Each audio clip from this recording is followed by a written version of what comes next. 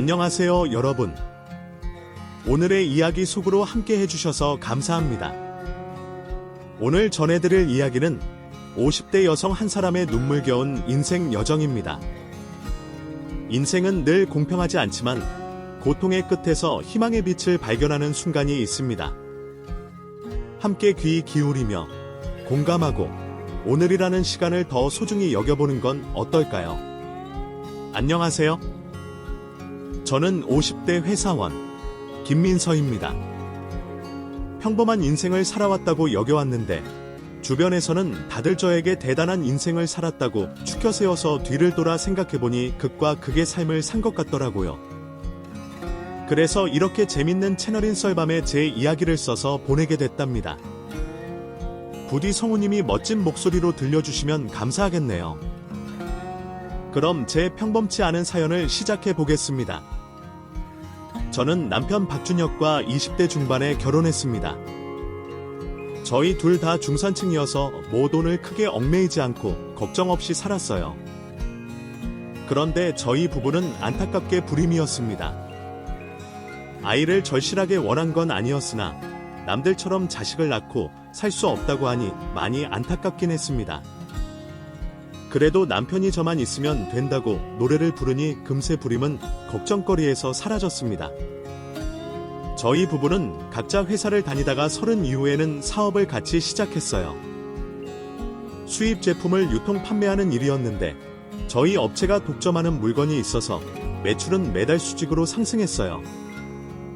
저희가 수입한 품목은 건강식품이었어요. 비타민과 각종 영양제가 한국에서 판매하는 건 가격이 꽤나 비싸서 저희가 대량 수입해서 파는 것으로 회사의 지분을 쌓아갔다 합니다. 이후에는 전 세계적으로 유용하게 쓰이는 용품을 대거 수입했고 온라인 판매로 아주 초대박을 치게 됐죠. 저와 준혁이가 능력이 좋다기보다는 운이 좋아서 그렇게 된 거라고 생각했어요. 수입은 날이 갈수록 늘어갔고 형편은 중산층이 아닌 부유층이 되겠죠. 그런데 저희 부부는 사업을 시작하기 전에 약속한 게 있었습니다. 바로 많은 돈을 벌게 되면 주변의 취약계층에 많은 기부와 도움을 주기로 말이죠. 보육원과 양로원, 암 환자들, 그리고 외롭게 사는 독거노인들까지 작게나마 매달 기부를 시작했답니다. 하늘은 저희가 좋은 일을 해서 선물을 주시려는 건지 매출은 한 번도 줄어들지 않고 계속 치솟았습니다. 그럼 그만큼 기부를 많이 하면서 지냈네요. 이렇게 저와 남편의 자랑을 늘어놓다 보니 아무런 문제가 없어 보이네요. 하지만 언제나 문제가 되는 요소는 곳곳에 존재했습니다. 여기저기서 돈을 빌려달라고 행패를 부리는 사람도 있었고 저희가 판매하는 제품에 하자가 있다면서 허위 고발하는 사례도 참 많았어요. 물론 모두 허위로 밝혀져서 저희 사업은 끄떡하지 않았답니다. 그런데 가족 중에서 저희 부부를 탐탁치 않게 보는 사람이 있었어요. 저희 부부는 매달 한 번씩 시댁에 찾아갔는데 시어머니는 저희 부부가 자랑스럽다면 늘 응원해 주셨지만 시동생 박민재와 동서 최은지는 그렇지 않았어요. 두 사람은 평범하게 회사를 다니고 있었는데 저희 부부가 쉽게 돈을 벌고 남을 도와주며 이미지 관리를 하는 거라며 손가락질하더군요. 은지는 저희 사업이 어떻게 돌아가는지 매일 감시라도 하는지 모르는 게 없었습니다. 저에게 비아냥거리면서 저희 부부를 깎아내는 말투로 말했습니다. 형님, 사업해서 번 돈의 절반을 기부하신다면서요. 이야, 대단하시네. 우리가 잘 되는 만큼 많은 도움을 주고 싶어서. 우리 부부가 사업 시작하기 전에 약속했거든. 은지가 칭찬해주니 기분이 좋네? 고마워. 제 말을 칭찬으로 들었어요. 이야, 역시 형님 수준을 알아줘야겠네요. 남 좋은 일 시키는 게 한심하다고 비꼬는 건데 제 말에 고지곳대로 대단한 칭찬으로 알아들으시네? 은지가 어떤 의미로 말한 건진 알지만 저는 그냥 말싸움하기 싫어서 고맙다고 말한 겁니다. 그런데 말꼬리를 잡고 또 시비를 걸더군요. 그래서 저는 억지로 미소를 지으며 말했습니다. 은지, 남을 돕는 건 우리 부부가 사명감을 가지고 하는 일이야. 그러니까 은지를 신경 쓰지 말아줘. 아니, 한 식구끼리 조언도 못 해줘. 형님, 까놓고 말해서 돈을 그렇게 잘 벌면 가족들한테 베풀어야 하는 거 아니에요. 만약 내가 형님 상황이라면 기부할 돈으로 식구들에게 나눠줄 거예요. 은지, 지난번에 목돈 해줬잖아. 서방님이랑 좋은 아파트 살도록 해줬으면 된 거 아니야. 그런데도 아직 만족이 안 돼. 은지, 서방님이랑 멀쩡한 회사에 잘 다니고 있으면서 왜 그렇게 공짜를 호의가 계속되면 권리로 안다고 하더니 은지가 지금 우리 부부한테 받은 호의를 권리로 아는 것 같아. 뭐라고요? 형님, 유식한 척 좀 그만하세요. 생판 모르는 남을 돕는 것보다 가족한테 베풀라는 말이 무슨 호의가 어쩌고 권리가 젖재야. 졸부 뒤팍팍 내시네. 갑자기 큰 돈 벌어서 똥인지 된장인지 모르시는 것 같아요. 은지는 이렇게 저를 가르치듯 말했고, 저희가 하는 사업운이 좋아서 터진 거라며 나중에는 분명 망해서 기부하는 걸 후회할 거라는 말을 하더군요. 저에게 돈을 맡겨놓은 것 마냥 매번 얼굴 볼 때마다 남 돕지 말고 자기를 도와달라는 소리를 했죠. 그래서 저는 이미 집도 한 채 해줬고 용돈 쓰라고 목돈도 몇 번이나 줬으니 돈 이야기 좀 그만하라고 다그쳤습니다. 그럼 은지는 화가 나고 삐친 표정을 짓고 시댁에서 나갔습니다. 항상 그런 태도를 보여서 저와 남편은 시댁에 가기 전에 시동생 부부가 오는지 시어머니께 여쭙고 가기도 했네요. 그렇게 5년이 흐르고 제 나이 40 중반이 됐습니다. 저희 부부의 사업은 지난 세월 동안 아주 잘 유지됐는데 생각지도 못한 변수가 생기고 말았어요. 바로 믿고 있던 직원들이 뒤통수를 친 거죠. 회사에서 가장 열심인 부장님한테 회사를 맡기고 남편과 출장을 자주 다녔는데 어느 날 부장님이 회사 돈을 빼돌리고 잠수를 타고 말았어요. 투자자들 돈과 회사 재산을 한 번에 빠르게 빼돌리려고 계획을 세운 모양이었죠. 해외 계좌로 빠르게 보내고 부장님은 증발하듯 사라지고 말았답니다. 저와 남편은 출장을 다녀와 이 사실을 바로 알게 됐고 수습하려고 경찰에 신고하고 투자자들에게 상황을 전파했습니다. 그런데 경찰 측에서는 부장님의 위치가 파악이 안 된다며 아무래도 잡으려면 시간이 걸린다고 했어요. 그래도 잡히면 모든 게 해결될 거라 믿고 기다리고 있었는데 한 달이 지나도록 잡히지 않았답니다. 이에 투자자들은 자기들 돈을 전부 돌려받아야겠다며 저희 부부에게 내용 증명서를 보냈어요. 회사에는 한 푼도 없었고 개인 재산도 기부를 많이 해서 많진 않았습니다. 그래서 결국 급한 불을 끄려고 저희 집을 팔고 회사의 규모를 줄이는 것으로 투자자들에게 돈을 돌려줬고 이후에는 해외 제품을 수입할 여윳돈이 거의 바닥이 났어요. 억지로 끌고 나가봤지만 적자는 피하지 못했고 쌓여가는 부채 때문에 회사를 부도시키기로 결정했습니다. 사람 하나가 배신을 하니 저희 부부가 완전히 무너지고 만 거죠. 여하튼 빚만 떠안고 모든 걸 내려놨답니다. 저희는 원룸에서 생활하며 어떻게 생활해야 할지 의논을 나눠봤어요. 회사 돈을 횡령하고 해외 어디론가 도망간 부장님은 찾는 것과 잡아오는 것만 해도 엄청 힘든 일이라고 해서 포기하고 말았답니다. 다시 투자자들을 구해 사업을 해야 할지 그냥 빚을 갚아가며 고생길을 걸어야 할지 말이죠. 그런데 누가 망해먹은 사업가한테 투자를 하겠어요. 몇 주 돌아다녀봤지만 아무런 수확이 없어 현실을 직시하고 바로 사회로 뛰어들었답니다. 저는 가사도우미와 식당 설거지 알바를 하며 돈을 벌었고 남편은 인력사무소에 나가 매일 공사장에서 허드레시를 했어요.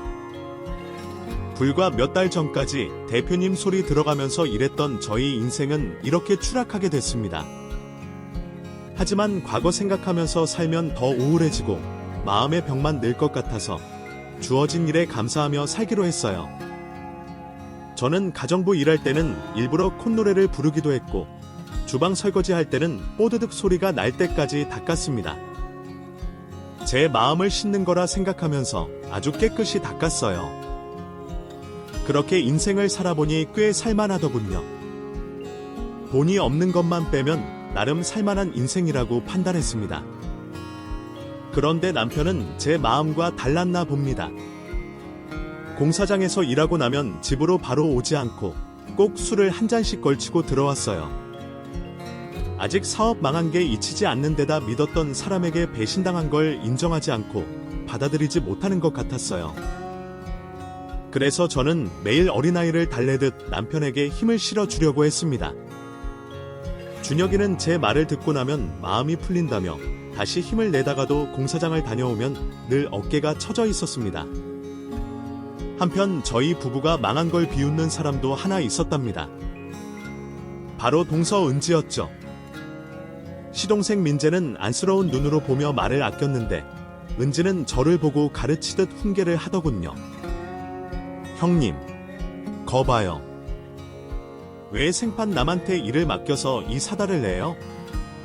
차라리 저를 스카우트해서 회사 일을 보게 했으면 좋았잖아요.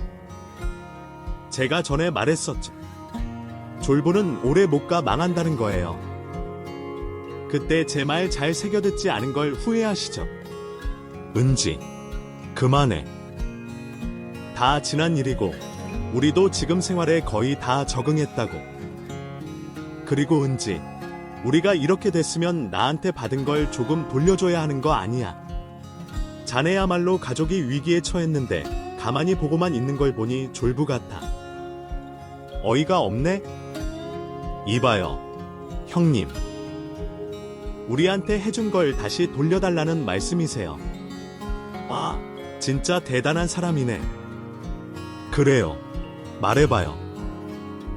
달라는 대로 드릴게. 됐어.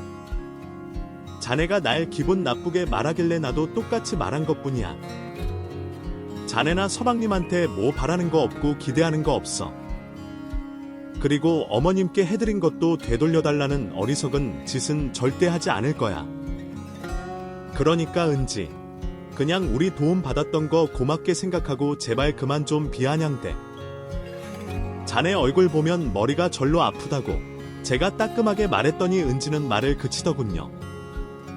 이후 은지는 시댁에서 마주쳐도 특별히 싸가지 없게 말하거나 비아냥거리지 않았답니다. 이제 남편의 마음만 회복하면 되겠구나 하고 모든 걸 마음속으로 잘 정리하고 있었습니다. 그런데 얼마 뒤에 남편이 출근 시간에 깨어나지 않는 겁니다. 원래 잠이 적고 약속은 칼같이 지키는 사람이라 이상해 보였죠. 그래서 저는 바로 준혁이를 흔들어서 깨우려고 했습니다. 여보, 5시 반이야. 6시까지 나가야 한다며. 얼른 일어나. 하지만 남편은 아무런 반응도 보이지 않았습니다. 아니, 제가 몸을 흔들었더니 좌우로 몸을 들썩이다가 고개가 옆으로 돌아갔어요. 뭔가 이상해서 코에 손을 가져다 댔더니 숨을 쉬지 않는 겁니다. 너무 놀란 저는 바로 심폐소생술을 시작했습니다. 여보, 일어나. 이게 무슨 일이야? 여보, 가슴을 수십 번 눌렀고 인공호흡도 해봤는데 숨이 돌아오지 않았습니다. 119에 신고하고 상황을 전하고 다시 심폐소생술을 이어했답니다. 하지만 구급대원들이 도착했을 때도 숨이 돌아오지 않았어요. 급하게 병원으로 이송됐는데 심장이 멈춘 지 1시간 이상이 지났을 거라며 사망 선고를 하더군요. 나이든 사람들이 잠을 자다가 심장마비로 숨지는 경우는 들었지만 제 남편은 아직 40대 후반인데 왜 이렇게 됐는지 물어봤어요. 의사는 별말하지 않고 이렇게 돌연 사망하는 사람이 많다고만 하더군요. 그렇게 저는 남편을 잃게 됐습니다. 시댁 식구들에게 바로 남편의 소식을 전하고 장례식을 준비했습니다. 옷을 갈아입고 영정사진 앞에 섰는데 동서 은지가 뒤에서 시비를 걸더군요. 형님, 사업하던 사람이 노가다 뛰니까 심리적으로 힘들었을 거예요. 형님은 이런 일이 생길지 예상 못했어요. 저는 형님 부부가 사업 망했을 때 조금은 예상했었는데 불쌍한 아주버님, 잘 가세요. 저는 뒤를 돌아보며 은지의 머리채를 낚아챘습니다. 그리고 분노의 눈빛을 쏘아대며 경고했습니다. 은지, 나 지금 제정신 아니거든. 그 더러운 입 한 번만 더 놀렸다가 찢어버리겠어. 알겠니? 알았어요. 알았으니까 이거 놔줘요. 무식하게 뭐하는 짓이에요. 사과했으니까 놓아주세요. 어머니채를 놔주며 은지에게 웬만해선 제 눈에 띄지 말라고 전해줬습니다. 원한다면 그냥 집으로 돌아가라고 일러줬죠. 그러자 은지는 주둥이를 다물고 조문객들한테 식사를 날라가며 장례식장에서 도움이 되어 줬습니다. 여하튼 남편을 그렇게 먼저 보내고 저 혼자 살기 시작했어요. 하던 가정부와 식당 설거지 알바를 계속 이어나갔습니다. 남편 생각을 하지 않으려고 몸을 더 혹사시켜 가면서 일을 했죠. 그래야만 밤의 피곤함에 휩쓸려 편히 잠을 잘 수 있었으니까요. 몇 달 동안은 시댁 식구들을 만나지 못하고 지내고 있었습니다. 그런데 은지에게서 연락이 왔더군요. 형님, 오랜만이에요. 요즘도 가정부 일하고 계신가요? 나 놀려먹지 못해 심심해서 전화를 건 거야. 형님도 참, 제가 지난 일은 잘못했어요. 그래, 사과는 받을게. 근데 무슨 일로 전화했지? 혹시 내일 시간 괜찮으세요? 다름이 아니라 저 회사 이직한 거 아시죠? 차장급으로 들어가서 회사 사람들 집에 초대했거든요. 잘 보여야 하는 날이라 음식을 제대로 하려고요. 그런데 형님도 아시다시피 제가 손맛도 없고 요리도 못하잖아요. 형님이 내일 오셔서 저 도와주시면 어떨까 하고 전화드렸어요. 물론 일당은 챙겨드릴게요. 회사 이직했어. 잘 돼서 간 거라고 하니 축하하네. 내일은 오전에 한 집만 청소하면 되니까 11시쯤에 갈게. 그리고 돈은 됐어. 은지 축하하는 의미로 도와줄게. 자네도 내 남편 장례식장에서 도와줬잖아. 그래요. 하여튼 와주신다니까 감기무량하네요. 그럼 내일 11시까지 꼭 와주세요. 예상대로 안부 전화가 아니었고 부탁하려고 전화한 것인데 장례식장에서 고생해준 것도 있으니 그걸 갚을 마음으로 도와주기로 했죠. 이튿날 일은 아침에 한 집에 가서 청소와 빨래를 끝내고 바로 은지네로 갔습니다. 은지는 간단하게 인사를 하며 저에게 카드를 내밀더군요. 형님, 어서 오세요. 근데 조금 서둘러야겠어요. 손님들이 1시 반에 오신다고 하니까 형님이 알아서 시장 좀 봐 오세요. 나 혼자. 자네 뭐 하려고? 저는 내일 회사에서 발표가 있어서 그거 준비해야 해요. 죄송해요, 형님. 부탁 좀 드릴게요. 저는 하는 수 없이 혼자 마트로 가서 음식할 재료들을 많이 사서 은지의 집으로 갔어요. 은지는 내일 회사에서 발표하는 것 때문에 정신없이 노트북을 두드리고 있었죠. 홀로 잔치상을 차리는데 1시간 반이 걸렸어요. 무사히 손님들 오시기 전에 끝이 났죠. 그래서 은지를 불러제 할 일을 다 했으니 그만 가보겠다고 했습니다. 은지, 음식은 제대로 다 준비했어.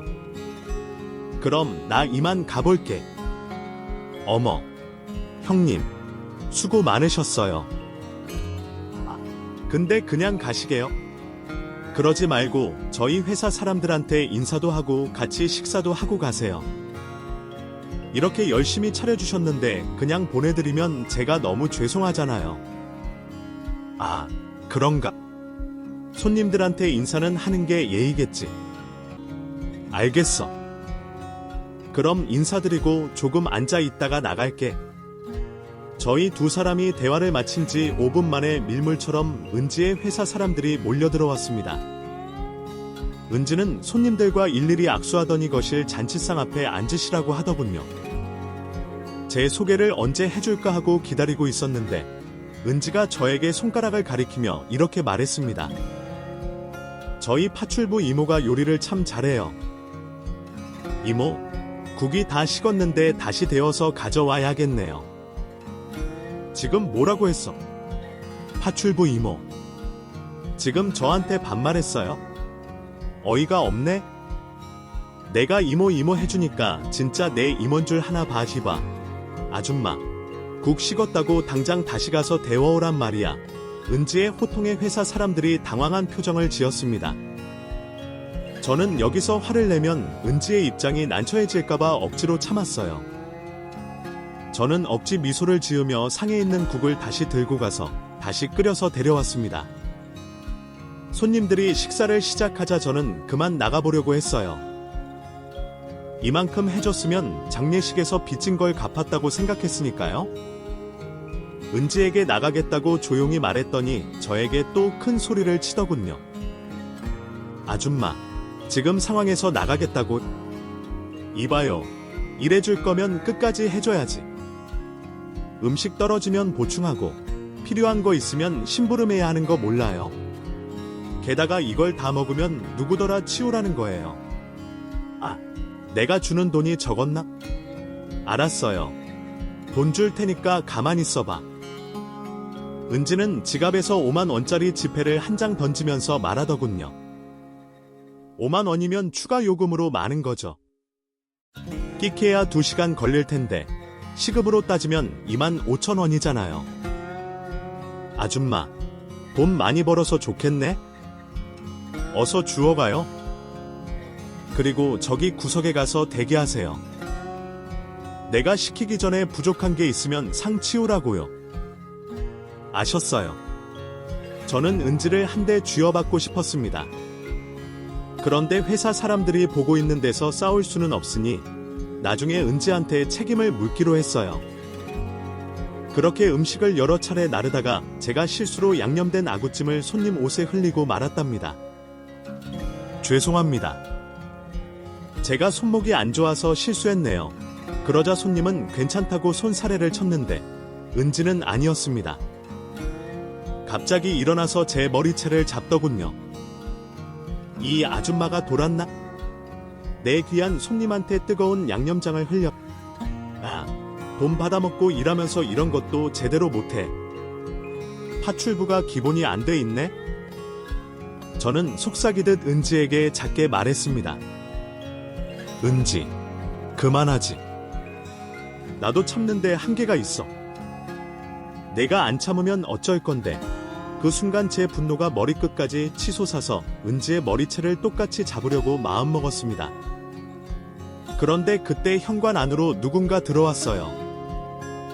모든 손님들이 기립해서 고개를 숙여 인사를 했고 은지도 제 머리채를 놓고 뒤를 돌아 인사하더군요. 그리고 그 인물이 말문을 열었습니다. 제가 좀 늦었죠. 회사 대표가 이렇게나 바쁩니다.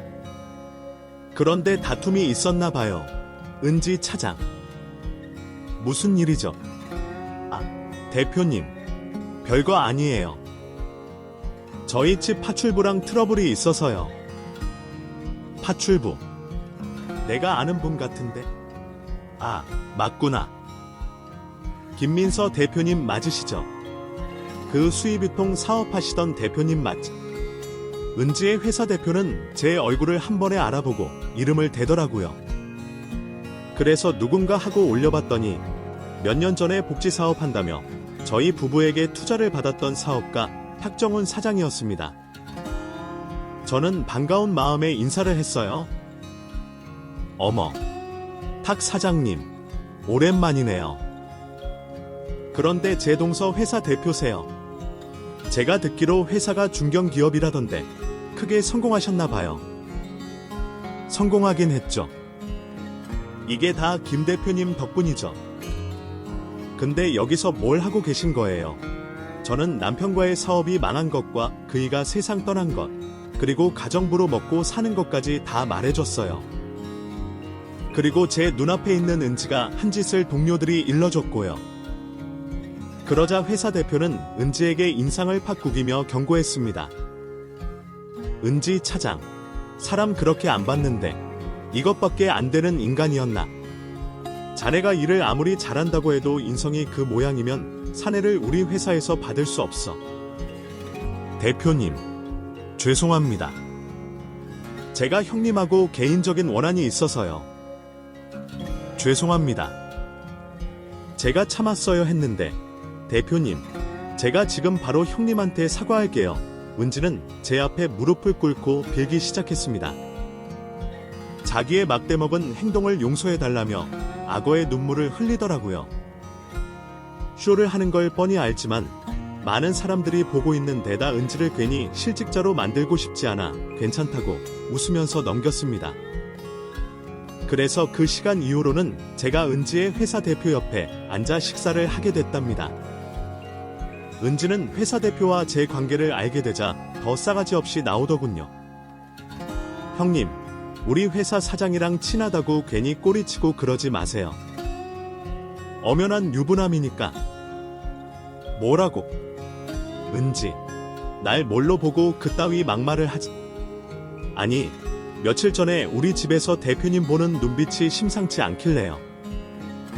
혹시나 해서 하는 말이니까 조심하라고요. 뭐? 눈엔 뭐 안 보인다더니. 은지, 그런 상상력은 도대체 어디서 나오는 거야? 나 남편 잃은 지 아직 6개월밖에 되지 않았어. 그리고 먹고 살기 바빠서 남자 생각은 일절 없다고. 에이, 거짓말 하지 마세요. 돈 많은 남자 꼬셔서 팔자 고치고 싶으면서. 진짜 말이 안 통하네. 은지, 자네랑 한마디만 더 있다간 개싸움 날 것 같다. 난 이만 갈 테니까 서방님이랑 어머님랑 마저 식사하고 가.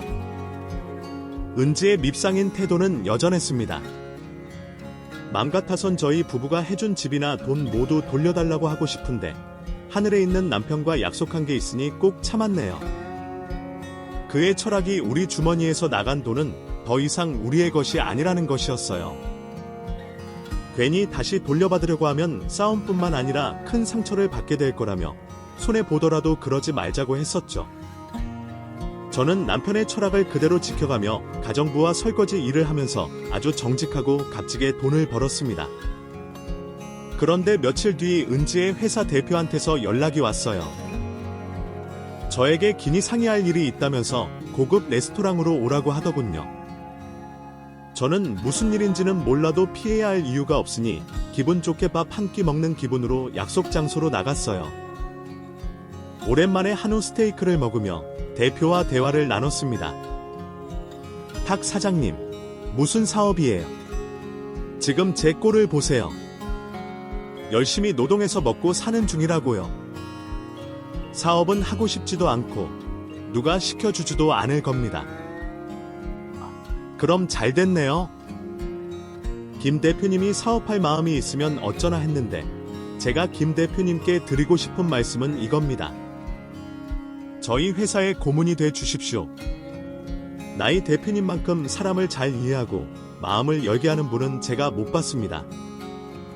김 대표님이 저희 회사에 오시면 분명 지금보다 더 크게 성장할 거예요. 전에는 스테이크를 먹다가 혀를 깨물고 말았어요. 너무 놀라운 제안이라 혀가 고기인 줄 알았죠.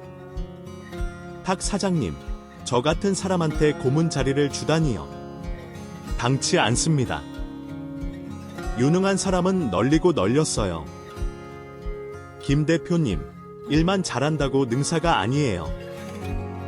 사람의 마음을 움직이게 하는 직원이 저한테는 간절합니다. 저희 회사의 고문이 돼 주십시오. 이어서 저에게 고문이 되는 조건으로 운전기사와 비서를 붙여주겠다고 말했고 회사 카드도 지급하고 연봉도 최고 수준으로 준다고 하더군요. 그 말을 듣는데 솔깃하지 않은 사람은 아마 어디에도 없을 겁니다. 저는 마음이 넘어가긴 했는데 반대로 제가 제안하고 싶은 게 하나 생각났습니다. 제 부탁을 들어주면 회사의 고문이 되겠다고 했어요. 탁 사장님, 그럼 제 부탁 하나 들어주세요. 회사 수익의 1%를 기부하겠다고요. 이게 제안입니다. 근데 김 대표님, 전 벌써 회사 매출의 5%를 기부하고 있는데요. 뭐라고요? 벌써 그렇게나 많이 기부하고 있어요. 그럼 제 제안은 그냥 못 들은 걸로 해주세요. 저 때문에 회사가 망하는 건 싫으니까. 탁 사장님, 대단하시네요. 매출 5%면 엄청 큰 돈일 텐데. 이게 다 김 대표님한테 배운 거 아니겠습니까? 제가 성공한 가장 큰 이유는 바로 김 대표님, 아니, 김 고문님 덕분입니다. 그러니 앞으로도 제 옆에서 많은 조언과 충고 부탁드립니다. 그렇게 저는 은지 회사의 고문 자리에 들어가게 됐습니다. 탁 사장님은 저한테 전세 아파트를 지원해줬고 운전기사와 비서까지 붙여줬답니다. 하루아침에 확 달라졌죠. 저는 회사 직원들이 모인 강당에 서서 제 소개를 하기도 했습니다. 박수 세례가 쏟아지는데 딱 한 사람이 눈에 들어오더군요. 온갖 불만이 가득한 표정으로 은지가 저를 쏘아보고 있더라고요. 그도 그럴 것이, 은지는 이 회사 이직을 어렵게 했는데 저는 한 번에 고문 자리에 오르니 질투가 심하게 난 것 같았습니다. 제가 사업할 때도 심하게 시샘하던 사람이었잖아요. 그래서 그냥 회사에서 마주쳐도 모른 척, 못 본 척하며 은지를 지나쳤습니다. 은지는 저를 질투하고 시샘하는 걸 제대로 티를 내고 싶었는지 회사 안에서 저에게 묻더군요. 형님, 몸 로비하셨어요. 뭐? 은지, 지금 뭐라고 했어? 다 들었으면서 못 들은 척은. 우리 대표님하고 침대에서 굴렀죠. 그래서 고문 자리에 오른 거죠. 그게 아니고서야 파출부나 하고 있는 형님이 무슨 수로 우리 회사에 들어왔겠어요. 이 회사는 대기업을 향해 올라가고 있는 데다 엘리트들만 다니는 곳이라고요. 정말 대답할 가치 없는 질문을 하네? 은지, 똥 같은 질문이니 굳이 대답하지는 않을게. 그리고 회사에서는 깍듯하게 고문님이라고 불러. 벌써부터 윗사람 행세를 하시네? 파출부가 대단하셔. 네네, 고문님, 분부만 내려주십시오. 침대 입사 축하드려요. 은지는 저를 그런 여자로 취급하며 마주칠 때마다 더러운 소리를 하더군요. 저에게만 그런 소리를 하면 참겠는데 회사 사람들에게 소문을 퍼뜨리더니 시어머니와 시동생한테도 제가 몸 로비를 해서 회사 고문이 됐다고 말을 했답니다. 시어머니는 항상 저를 믿어주셨는데 은지의 혀끝에서 나온 거짓말을 고지고대로 믿으셨는지 저와의 연락을 끊으셨습니다. 시동생도 마찬가지였고요. 게다가 제가 회사 복도를 걸어가면 이상한 눈으로 보는 직원들이 대다수였습니다. 소문이 이렇게 무서운 건지 그때 제대로 알게 되었죠. 저는 그냥 넘어가면 안 되겠다 싶어서 머릿속으로 해결 방법을 생각했습니다.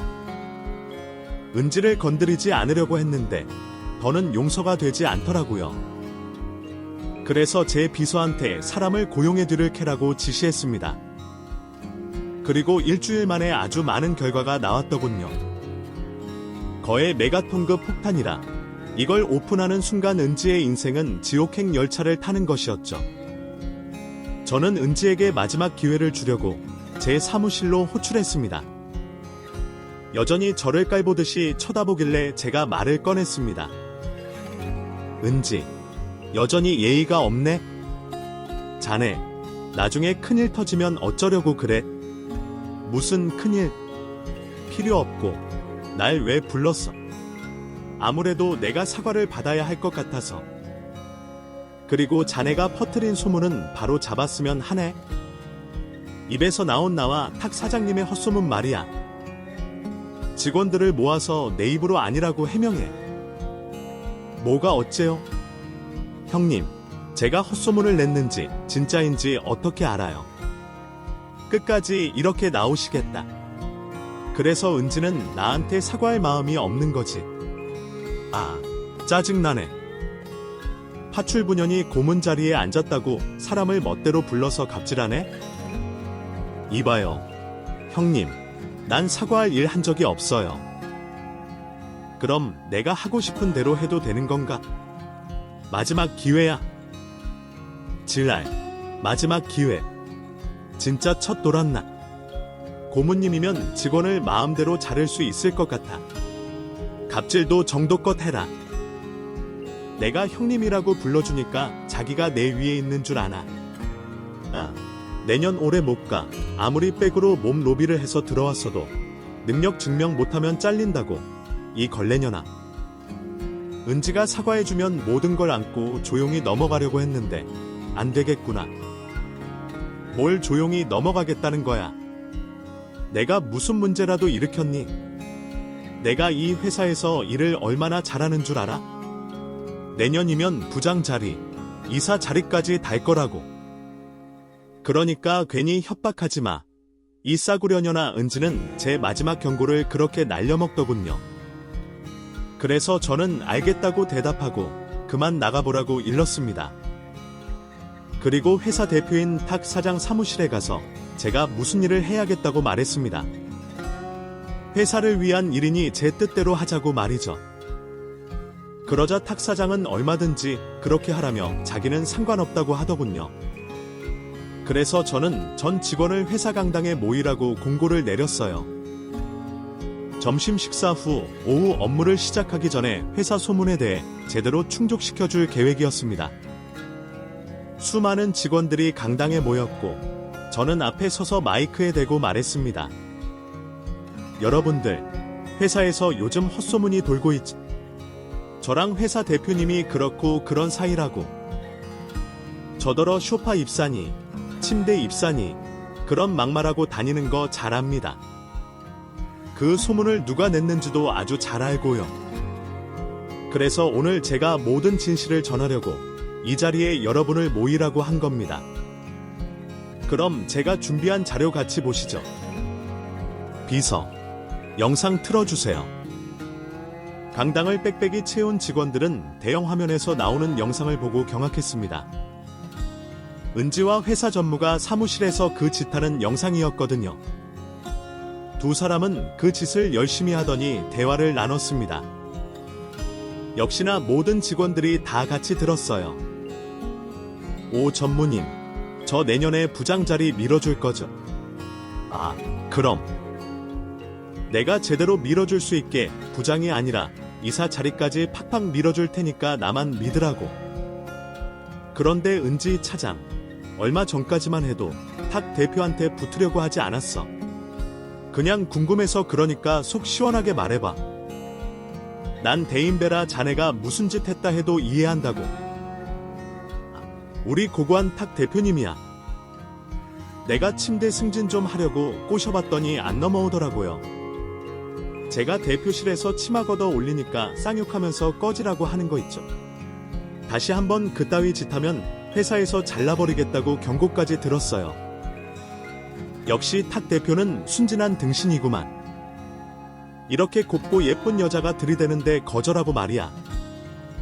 근데 그 소문은 뭐야? 그 탁 대표가 고문이랑 그렇고 그런 사이라고. 아, 그것도 내가 낸 소문이에요. 고문이 내 손윗동 서였어요. 지금은 아주버님이 되어져서 남남이긴 한데 너무 꼴보기 싫어서 내가 대표랑 형님이랑 묶어서 더러운 소문 좀 만들었죠. 은지 차장, 정말 재밌는 사람이야. 나도 그 소문 듣고 진짜인 줄 알았다니까. 고문도 꽤 미모가 받쳐주니까 탁 대표가 넘어갔나 싶었지. 근데 탁 대표랑 고문은 아무런 일도 없었지. 네, 아쉽게도 둘이 아주 건전한 사이예요. 무슨 일이 났으면 좋겠는데 그래야 한 방에 보내버릴 거 아니냐고요. 은지 차장, 너무 그렇게 몰아붙이지 마. 그러다 우리 둘 사이 소문나면 어쩌려고. 그래, 우리 사이는 아무도 눈치 못 채요. 다 퇴근하고 우리 둘이 연애하는 걸 누가 알겠어요. 자, 그럼 오늘은 여기서 그만하고 가는 거예요. 아니, 한 번 더 해야지. 아, 난 은지 차장만 보면 몸이 불꽃 솟아오른다고. 이리 와, 이 차장. 나이만 많지 완전 청춘이라니까. 그럼 전무님, 두 번째 판 시작합니다. 두 사람의 대화가 끝나자 더러운 짓이 시작됐고 저는 비서에게 신호를 보내 영상을 꺼버렸습니다. 이제 모든 진실이 밝혀졌으니 더는 더러운 영상을 볼 필요가 없었죠. 강당에는 회사 대표와 전무 임원들도 있었습니다. 직원들이 더럽다고 욕하기도 하고 비웃기도 하면서 난리가 아니었습니다. 그리고 은지는 강당 바닥에 주저앉아서 얼굴을 가리고 울기 시작하더군요. 직원들은 은지를 불쌍히 봐주기는커녕 쌍욕을 해댔습니다. 인생 그따위로 더럽게 살아서 좋냐고 막말을 하기도 하고 괜한 사람에게 헛소문을 퍼뜨리는 악마 같은 년이라고 손가락질을 당했죠. 저는 그걸 보고 승리의 미소를 지었습니다. 그런데 그때 이미 모든 게 끝났다고 판단했는지 은지가 벌떡 일어나 저를 향해 달려오더군요. 늙은 여우년, 파출부나 하던 하찮은 년이 감히 날 모함해. 이건 엄연한 불법이야. 이 쓰레기 같은 년아. 은지, 내가 엊그제 말했잖아. 마지막 경고. 그게 바로 이거야. 나한테 사과하고 일 바로잡았더라면 이렇게까지 되진 않았을 거야. 그런데 은지, 여기서 끝이 아니야. 이 영상 자네 남편이랑 시어머니한테도 전송했어. 이제 완전히 지옥행이라고. 뭐? 남편이랑 어머님한테도? 네가 사람이야. 이쳐 죽이려나? 은지는 저를 향해 달려들며 공격하려고 했어요. 그런데 그 전에 강당에 있던 직원들이 은지를 잡고 바닥에 내동댕이 쳤습니다. 그리고는 발로 한 번씩 밟아주더군요. 수백 명의 사람들이 한 번씩만 밟아도 수백 번이니 은지의 몸이 나만하질 않았습니다. 거의 초주검이 되어 회사 의무실로 실려갔답니다. 그렇게 회사에서 은지가 낸 소문은 거짓으로 판명났고 몸 로비를 해서 출세하려고 한 더러운 사생활까지 들켜서 회사에서 잘리게 됐답니다. 물론 회사 전무도 같이 잘려나가게 됐네요. 은지는 시동생에게도 이혼 소송을 당하게 됐습니다. 당연히 유책 배우자였으니 이혼 위자료를 물어줘야 하는 건 은지였죠. 결국 집에서 쫓겨나고 돈도 다 잃고 일자리까지 사라져서 은지는 최악의 상황이 닥치고 말았답니다. 또 회사에서 잘린 이유가 다른 회사에도 퍼지면서 면접을 봐도 입사까지 이어지진 못했어요. 그러다 보니 은지는 저에게 원한을 품게 됐고 복수하겠다고 저를 찾아왔답니다. 제 집에 들어가려는데 며칠 잠을 못 잤는지 사자 머리를 하고 나타난 은지가 괴성을 지르며 손에 야구방망이를 들고 달려들더군요. 저는 깜짝 놀라긴 했지만 제 뒤에 운전기사가 있어 겁을 내진 않았습니다. 은지가 방망이를 휘두르자 운전기사가 단번에 제압했어요. 무릎으로 은지 배를 한 대 걷어찼더니 제 앞에 고꾸라지더군요. 저는 엷은 미소를 보이며 말했습니다. 은지, 겨우 이거야. 나한테 제대로 당하고 인생 망했는데 하겠다는 복수가 겨우 몽둥이 들고 찾아오는 거였냐고. 닥쳐. 내 인생은 이제 다 끝났어. 남편도 잃고 아들도 날 외면해. 게다가 다닐 수 있는 회사도 하나 없다고. 이 모든 게 내년이 벌인 쥐 때문이야. 너만 아니었으면 내 인생 여전히 승승장구했을 거야. 오늘 내가 죽는 한이 있더라도 내년 가만두지 않겠어. 지옥행 열차, 그걸 나 혼자 타면 섭하지. 같이 타야지. 이 우라질 파출부녀나. 은지는 제 발 밑에서 짓거리더니 이빨로 제 다리를 물었습니다. 아, 은지. 진짜 돌았니?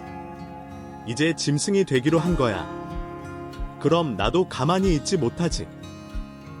이건 내가 시작한 일이야. 명심해. 제 종아리를 세게 깨물고 있는 은지의 머리를 제 다른 발로 확 걷어차 버렸습니다. 이윽고 코피를 흘리며 옆으로 쓰러진 은지는 다시 저를 물어뜯으려고 바닥을 기며 다가오더군요. 그 순간 운전기사가 은지의 머리채를 잡더군요. 그래서 저는 양손으로 쌍사대기를 날렸습니다.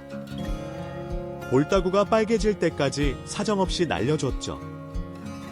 그렇게 얻어맞은 은지는 눈물을 흘리기 시작했어요. 악어의 눈물인가 싶었는데 진심으로 서글퍼서 흘리는 눈물 같더라고요. 은지는 저에게 애걸복걸하듯이 을조렸습니다. 형님, 제가 잘못했어요. 제가 형님한테 자격지심하고 질투, 시샘, 이런 게 많아서 실수를 크게 했어요. 제가 어릴 때부터 사랑 못 받고 자라서 뭐가 난 거라고요. 형님, 이제라도 부디 절 용서해 주세요. 은지, 갑자기 사과를. 나 두들겨 패러 왔다가 웬 사고. 서름 끼쳐. 은지, 다른 할 말 없어. 그럼 그냥 돌아가. 형님, 저 좀 살려주세요. 저 지금 아무것도 못하고 있어요. 아들도 잘 만나주지 않고 일할 것도 없어서 굶고 있어요. 제가 고시원에 사는 건 알고 계시죠?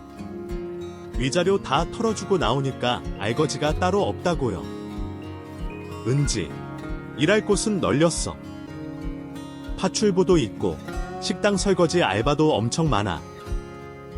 형님, 제가 그런 데서 어떻게 일해요? 저 명문대 나온 여자라고요. 그렇긴 하지.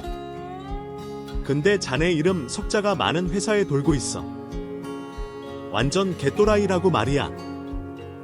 상사랑 그 짓거리 하면서 승진 노리는 걸레짝이라고 말이야. 근데 누가 널 받아주겠어. 그냥 욕심 내려놓고 허드레실이나 해. 그것도 하기 싫으면 자네가 잘하는 거 있잖아. 그걸 해봐. 네. 제가 잘하는 거예요. 그게 뭔데요? 뭐긴 뭐야? 남자랑 침대에서 하는 그거 말이야. 그때 은지랑 전무랑 하는 영상 봤는데 보통 아니던 걸 그 정도면 남자들이 잔을 엄청나게 찾을 거야. 제가 그동안 당해왔던 조롱을 되갚아주자 속이 아주 시원하더군요. 하지만 은지는 불쾌하고 분노해서 다시 눈가를 뒤집고 덤벼들었습니다. 이번에도 운전기사 도움으로 은지는 바닥에 고꾸라졌고 저한테 몇 대 밟히고 나서야 유유히 떠났답니다. 이후 은지는 고시원에 살다가 어디론가 떠났다고 하더라고요. 어디로 갔는지 궁금해서 알아봤더니 진짜 지하의 술집으로 들어갔답니다. 나이 많은 할아버지들이 오는 곳에서 웃음도 팔고 그것도 하면서 돈을 벌고 있다네요. 들리는 소문으로는 나이 많은 영감에 첩이 되었다는 말도 있고 다른 여자의 손님을 가로채다가 돼지게 맞고 쫓겨났다는 소문도 들렸어요. 뭐가 진실인지는 저도 잘 몰라요. 시궁창 속에 박혀 사는 은지를 더 알고 싶지 않아 조사하는 걸 그만뒀거든요. 그냥 한번 쓰레기 인연은 영원한 쓰레기 같은 년이라는 것만 확실히 알게 됐답니다. 그리고 저는 회사 고문으로 열심히 일해서 회사를 더 크게 발전시켰어요. 매출도 매출이지만 많은 기업들과 자매 결연을 맺으면서 신뢰감 있는 회사로 부흥시켰답니다. 회사 대표님은 저에게 절대 사업을 하지 말고 끝까지 함께 하자고 부탁을 하더라고요. 그래서 저도 이 회사가 제 마지막 일터라고 생각하고 은퇴하는 날까지 열심히 일하기로 마음먹었네요. 하늘에 먼저 간 남편이 자주 보고 싶은데 이젠 그만 가슴 한켠에 묻어두려고 해요. 재혼이나 연애를 하려는 게 아니라 슬픈 감정을 털어버리고 웃고만 살고 싶거든요. 인생 뭐 있습니까? 언제 떠날지 모르니 지금 이 순간을 열심히, 화끈하게, 그리고 즐겁게 보내는 게 최고 아니겠어요? 그럼 여러분의 지금도 즐겁게 간절히 바라며 제 사연의 글을 마칩니다. 모두 감사드립니다. 끝까지 이야기를 들어주셔서 진심으로 감사합니다. 인생은 예측할 수 없는 굴곡으로 가득하지만 그 순간들을 어떻게 마주하느냐가 우리를 만들어갑니다. 오늘의 이야기가 당신의 마음에 닿았다면 댓글로 소감을 나눠주세요. 그리고 좋아요, 구독, 알림 설정도 잊지 마세요. 다음 영상에서 다시 만나요. 따뜻한 이야기가 여러분의 마음을 밝혀드릴 수 있기를 바랍니다.